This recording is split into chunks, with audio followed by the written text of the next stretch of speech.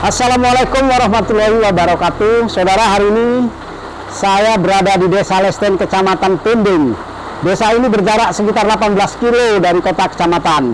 Dan suasananya saat ini sedikit cerah, tapi hujan tiba-tiba ya. Ini panas, hujan panas namanya. Nah, saya akan mendatangi salah satu sahabat saya namanya Bang Nasir. Bang Nasir ini adalah warga Desa Lesten yang berada di Kecamatan Tinding ini. Kita akan mendengar kisah unik dari Bang Nasir. Bang Nasir adalah seorang petani di Desa Lesten dan juga bekerja serabutan sekaligus memanfaatkan sumber daya alam. Jadi dia pergi ke hutan mencari kayu alim dan mencari burung untuk dijual. Nah, sejauh mana ada kisah-kisah yang menarik di Bang Nasir, dan kabarnya Bang Nasir ini dulu pernah akan diterkam oleh seekor harimau, namun dia bisa menyelamatkan diri dari terkaman harimau itu. Untuk cerita yang lebih real dan selanjutnya kita langsung saja ketemu sama Bang Nasir ya. Oke.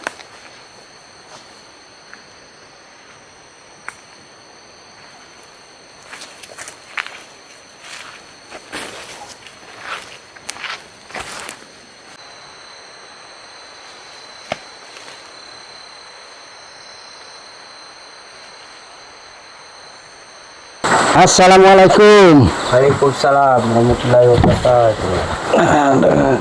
Apa kabar Bang Nasir? Baik-baik aja, sehat. Apa kegiatan hari ini? Hari ini kegiatan mau pulang jala.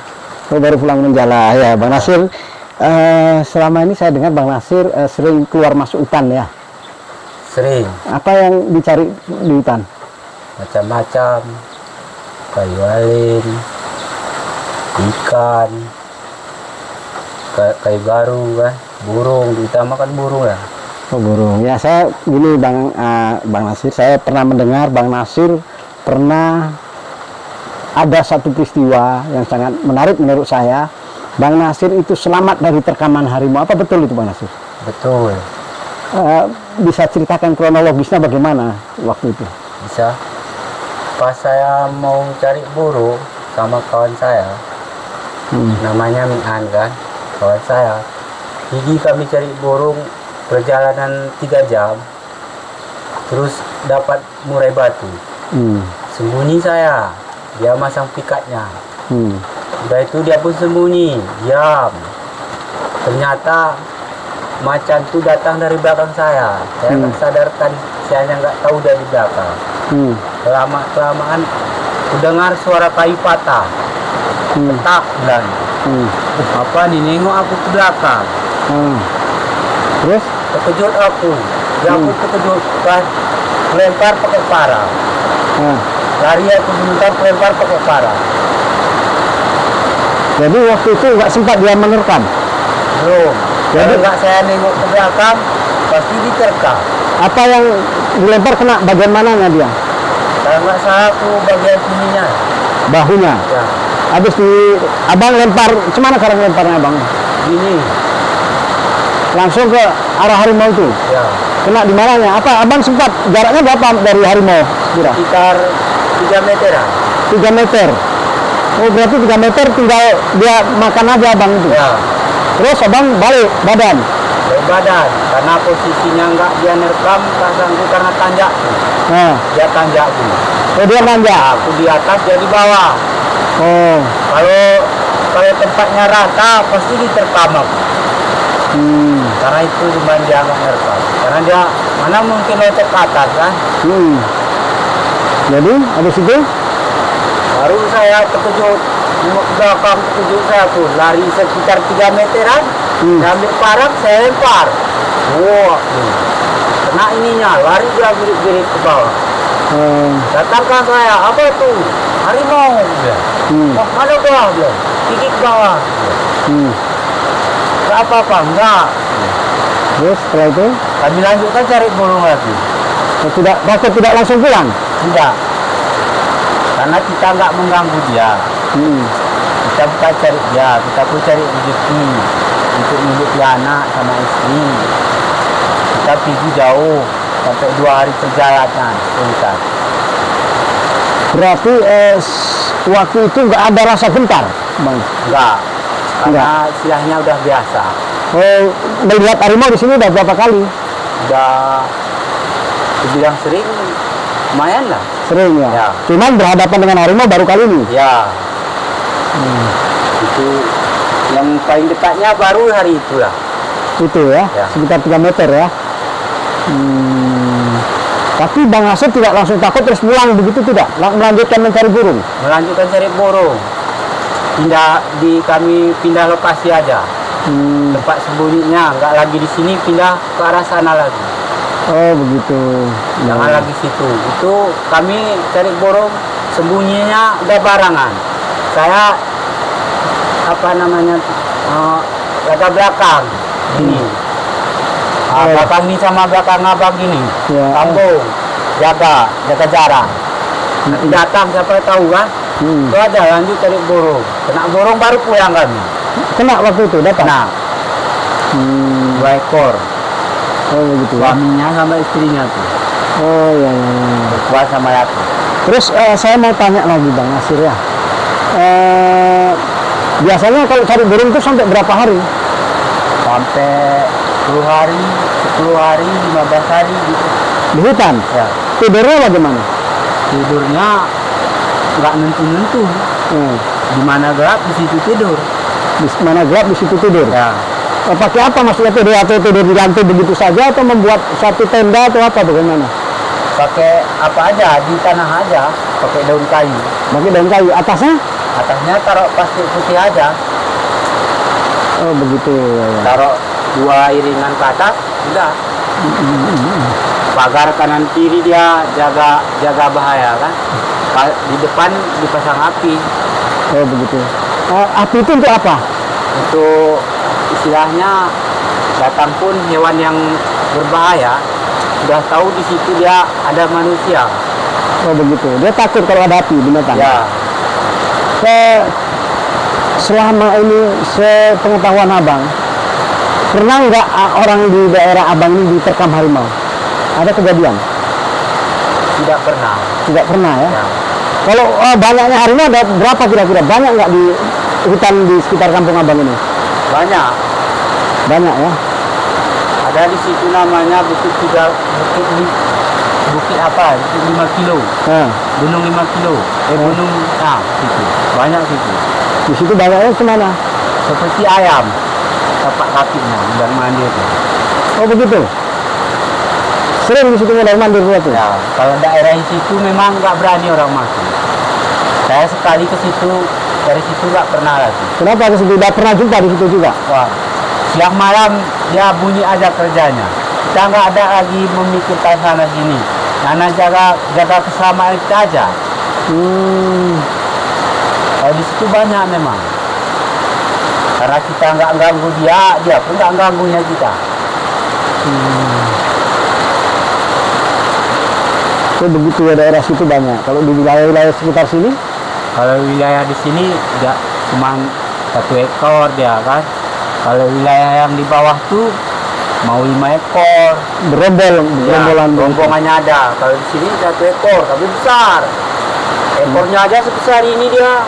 Ekornya panjangnya gini kan. Waktu harimau itu sebesar apa yang mau menerkam Bang Nasir? Besar. Tengok waktu itu kepalanya sebesar ini dia.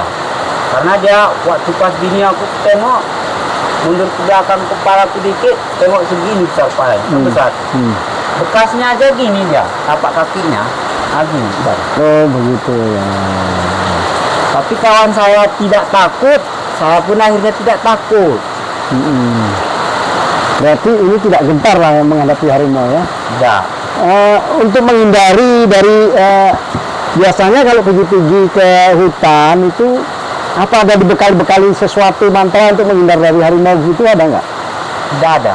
Tidak ada. Jadi pergi begitu saja ya? Ya. Kami pergi pasrah sama yang kuasa aja.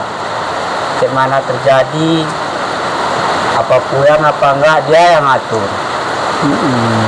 Berarti harimau sering jumpa tapi tidak pernah saling memahami lah ya? Ya. Sama-sama mencari rezeki. Ya.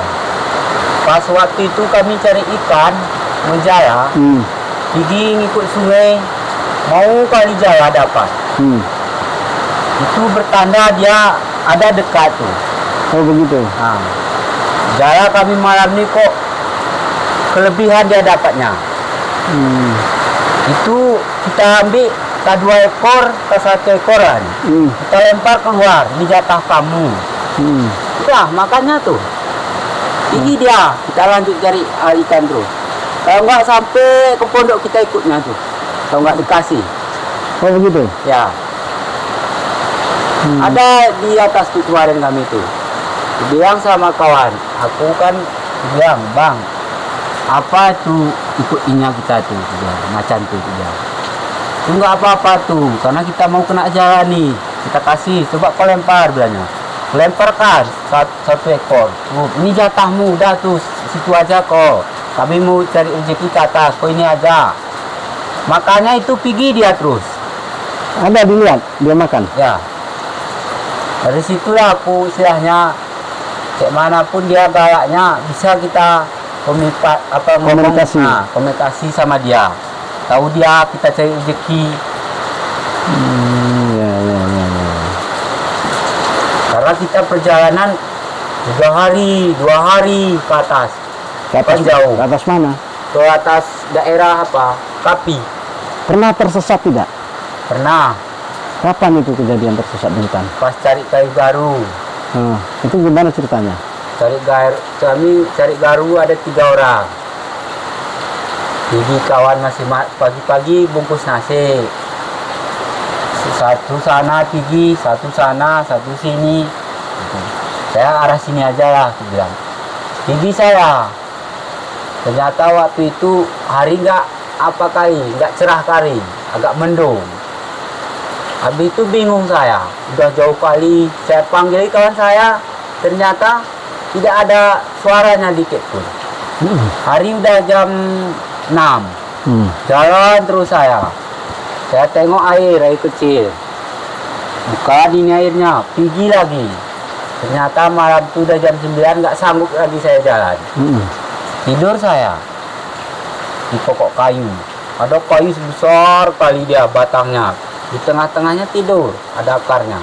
Pasang api depannya, ambil daun kayu, potongi-potongi, kumpul di situ, duduk situ. Duduknya golek gini, kan dingin. Di hutan tuh macam bunyinya. Karena udah biasa pergi-pergi, itu terus sampai pagi tidur gini sebentar, man. Paginya lanjut lagi jalan. Ternyata saya manjat gunung kecil, sampai di atas bukit ratanya, saya teriak, terus kawan saya dengar teriak. Saya diamkan lagi.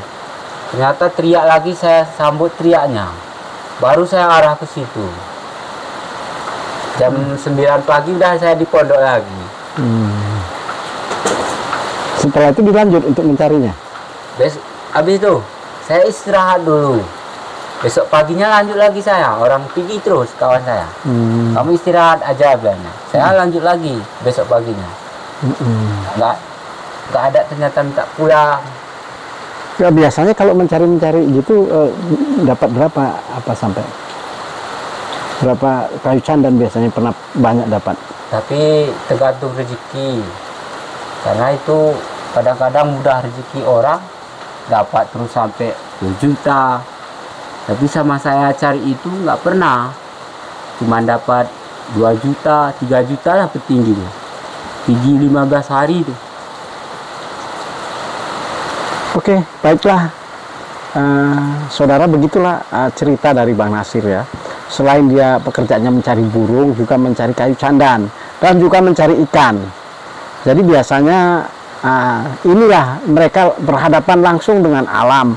Tentu saja tidak kemungkinan dengan binatang buas yang masih banyak berkeliaran di sini, salah satunya ya harimau, mungkin gajah.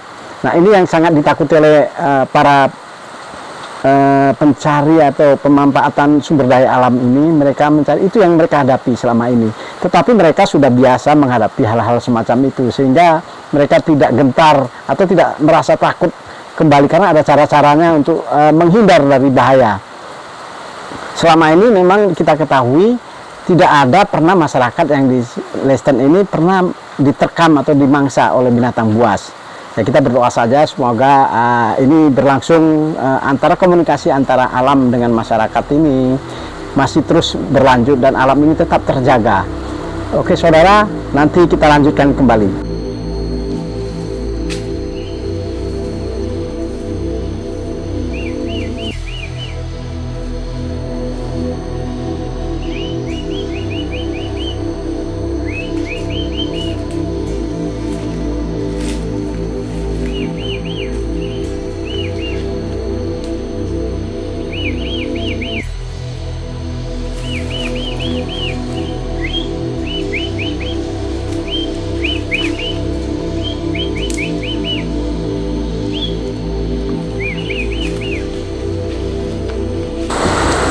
Baik, assalamualaikum warahmatullahi wabarakatuh. Kita lanjutkan kembali kisah Bang Nasir ya, bagaimana pengalaman dia menghadapi binatang-binatang buas seperti harimau.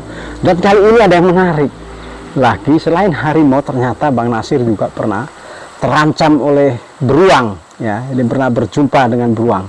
Dan untuk bagaimana Bang Nasir bisa menghindar dari serangan beruang, kita langsung lagi kepada Bang Nasir ya. Bang Nasir ya, dulu pernah memang Bang Nasir bagaimana saat menghadapi beruang di hutan? Saya pas cari garu sekitar 4 jam perjalanan, jumpa sama beruang sama anaknya. Sekitar jarak berapa itu? Sekitar jarak 1 kiloan lah. Oh, masih 1 kilo dari pondok. Oh, maksudnya beruangnya itu jarak dengan Bang Nasir ada berapa waktu ketemu itu? Sekitar 10 meter aja. 10 meter. Terus? Saya usir dia. Karena udah saya jalan dari atas, dia di bawah. Saya usir dia. Nggak mau dia pergi. Ternyata saya kejarnya. Lari saya, sekitar 20 meter ada saya lari. Terus setelah itu? Berhenti saya. Kok nggak mau ini, ku bilang apa ini. Saya ambil parang. Saya ambil parang. Saya pun udah capek kali nggak mau lari lagi. Saya tahankan situ. Kalau dia mau dengki saya, terpaksa saya bunuh gitulah. Ternyata enggak. Ya, ternyata dia pun tahu. Dan saya ngomong pun, kalau kamu dengki saya paksa saya bunuh kamu. Ternyata dia nggak mau dia datang. Pergi dia, lindungi anaknya. Kiranya saya ganggu anaknya, saya bukan cari itu. Setelah itu? Pergi dia ke sana, aku pun akhirnya nggak saya lanjutkan jalan itu lagi.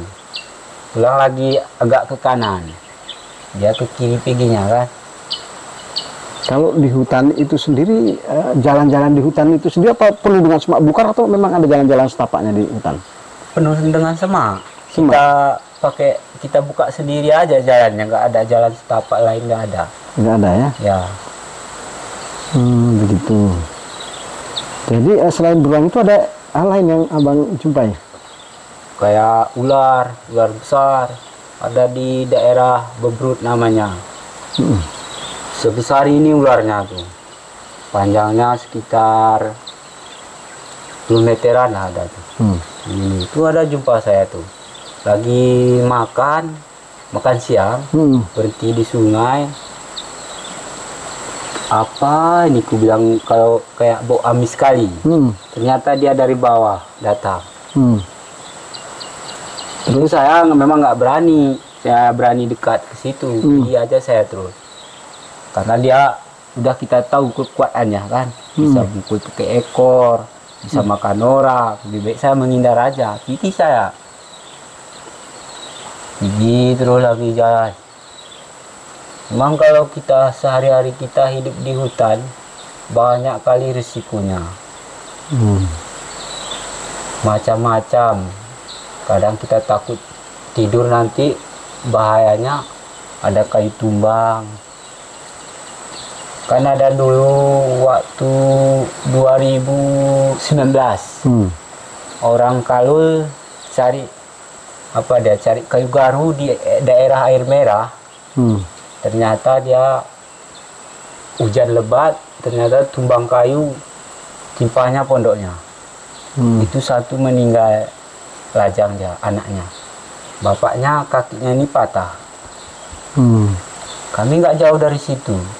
waktu itu? Ya, barangan kami sama dia. Ya, ya, ya.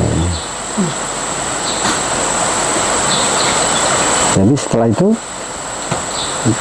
itu kami terpaksa pulang. Satu orang kawan saya ngomong sama kampung, pikul, ambil jemput orang, pikul.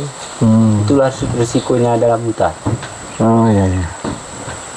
Oke, baiklah pemirsa, sampai di sini dulu cerita menarik dari Bang Nasir. Nanti kita akan lanjutkan kembali masih bersama Bang Yudi. Jangan lupa di subscribe, ditekan lombong channelnya. Oke.